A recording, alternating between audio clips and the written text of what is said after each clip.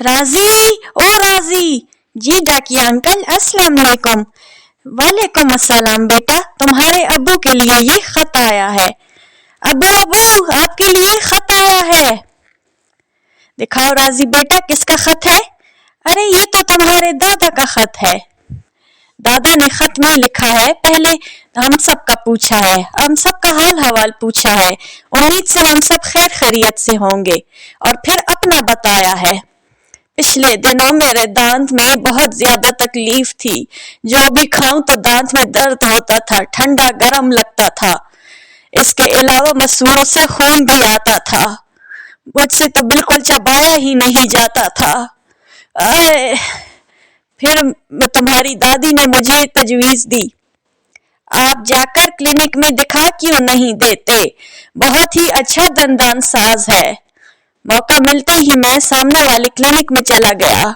उसने बड़ी तफसील से मेरा मुआयना किया, मेरा ठीक से इलाज किया, दवा दी, आराम करने की तजवीज की, और खुराक में मुझे सिर्फ नरम और ठोस ग़िज़ा खाने को कहा।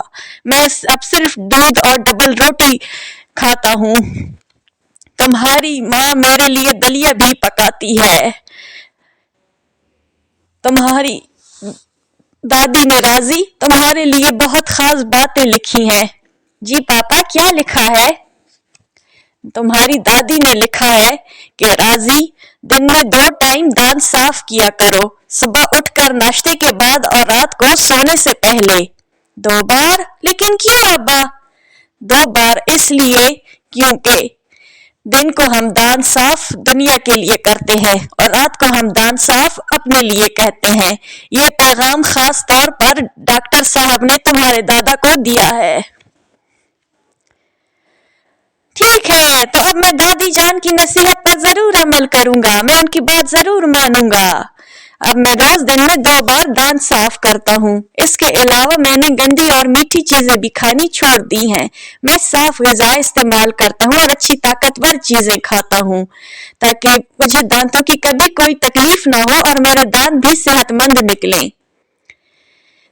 दांत जो रोज साफ करे, कड़वी दवा से वो बचे, और एक परहेज 100 इलाज से बेहतर है।